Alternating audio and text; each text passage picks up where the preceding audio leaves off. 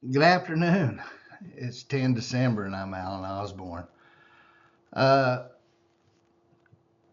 what I want to talk to you about is yesterday's TDC workshop and the BCC meeting. And front and center on that is there's people in there bragging about this was Brad Drake's first time as chairman, and it was an epic failure.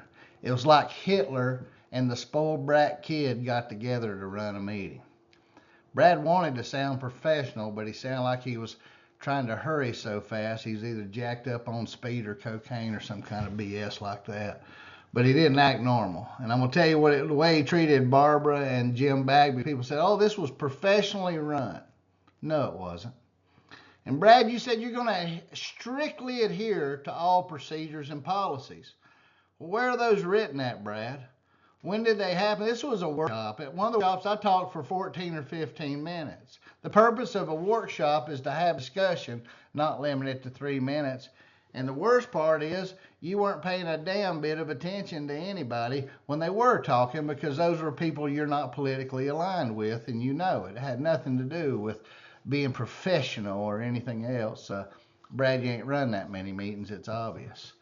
You're just not that professional. Anyway, so I hope you're going to follow, because why are all, Brad, where were you on policies and procedures? And by the way, Tony was not present for the TDC meeting, surprise, surprise. But Brad, where were you on policies and procedures when your good buddy Stan was banging Tony's aide? Was that policy and procedure? Were you where was strict adherence to that? Where was strict adherence to all the hiring policies that were broken? Where's the strict adherence to that? There's no strict adherence. Where's the strict adherence to the code enforcement and all the paperwork that you've been given by me, Brad?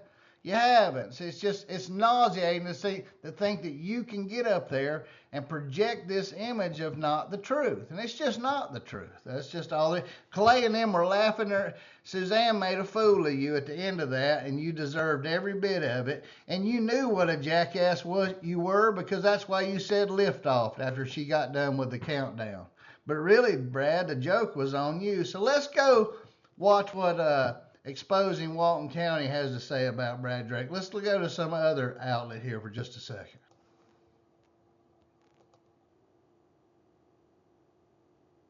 Watch Brad watch. To include, if you do insure for them, like you're parking on 393, the facility there, if there's a deductible, you need to have the deductible covered. This is just a math problem, as all reserves are.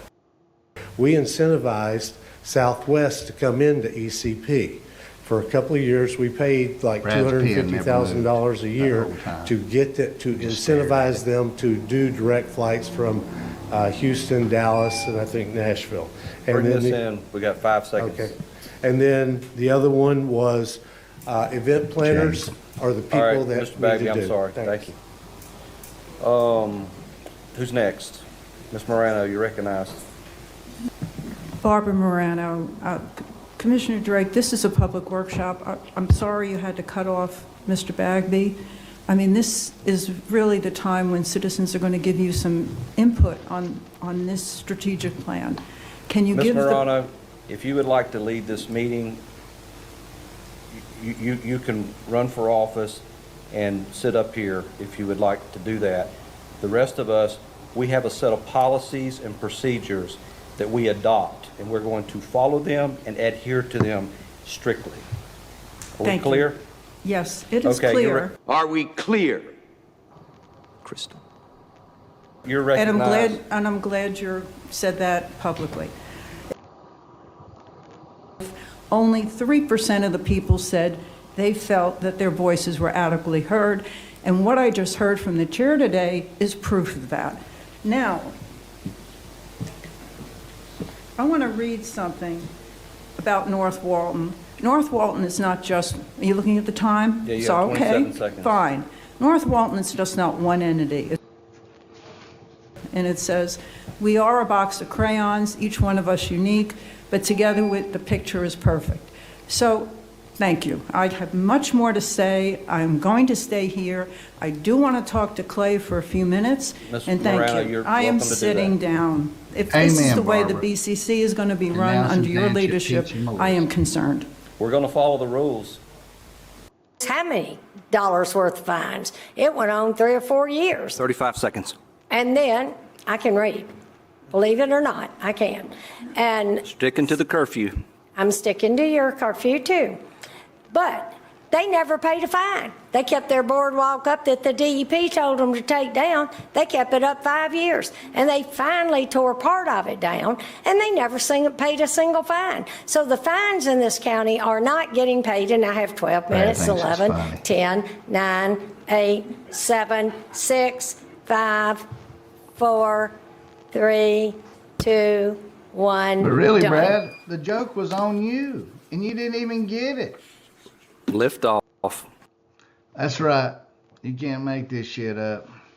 But Brad, it's going to be a long year for you, son. Yeah, we want you to strictly adhere to policy and procedure and to the whole BCC, to every one of you.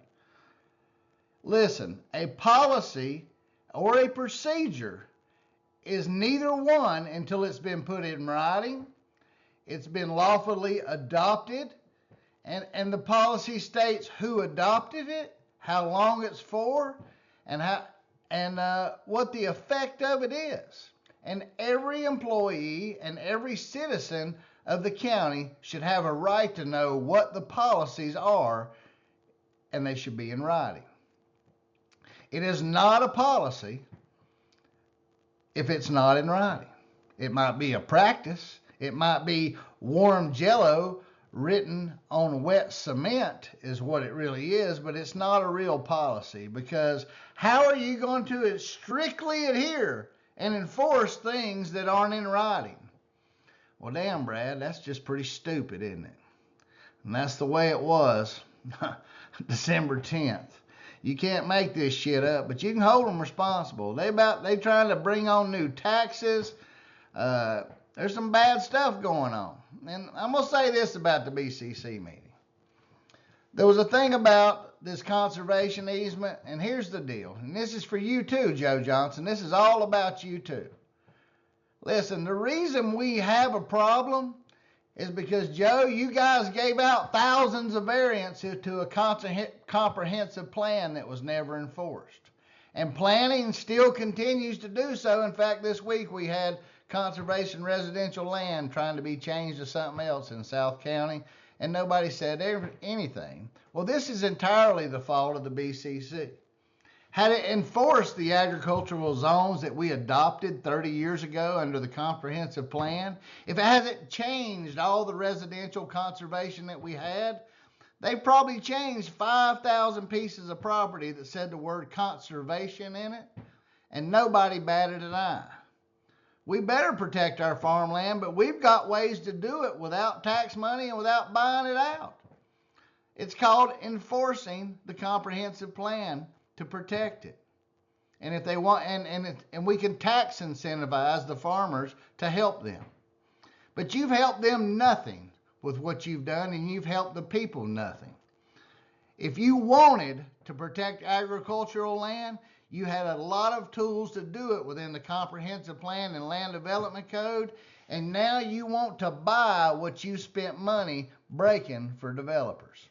If you had not set so much precedence as a BCC and a planning organization and a variance organization, we wouldn't be in this shape. So it's real hard, although I believe Joe is sincere. Joe, you need to have a nice cup of reality, you and Danny. It's all you good old boys that said that it was everybody else in the South End.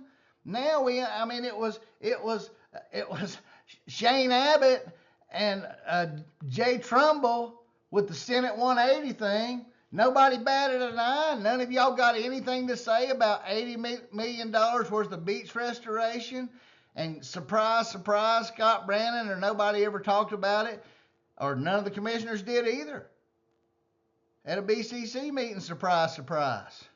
But what they did get done is airport stuff. Scott owns land around the airport. Asphalt plant. Scott owns part of the asphalt plant. Do you see what legislation really is? And then Governor DeSantis got online the other day when he was catching heat about the $80 million parking lot that really doesn't have any beach. He got online and started saying it was the legislators who asked for it. Well, our legislators are Don Getz, let's see, Jay Trumbull, Shane Abbott, and what's that other guy's name? I think Nathan Boyles, maybe, over in Okaloosa. Are you saying it's their fault? I think Jay Trumbull and Scott Brannon and Shane Abbott need to come down in front of the BCC and explain why nobody knew $80 million was going to be spent on to help the beach. And why did it get spent? Jay, why was that an emergency? Yeah, there's a lot of problems out there that we need to protect. Our beaches, our agricultural land. But it's really hard to when the people that know better, like me, who went to the comprehensive plan meeting 30 years ago with people like Anita Page and David Kramer and back in the old school days. See, we really know that the culprit of the problem around here of preserving Walton County and preserving its uniqueness and the quality of life for people who've lived here for 100 years, it falls squarely on the leadership who have failed us for the last 20. And that's where it is on the Alan Osborne Show. You can't make this shit up. But evidently you can vote for a pompous ass to be the BCC chair. And that's how I see it. I'm Alan Osborne. Until next time, that's my First Amendment opinion. Ain't a damn thing you can do about it, Brad. See you next time.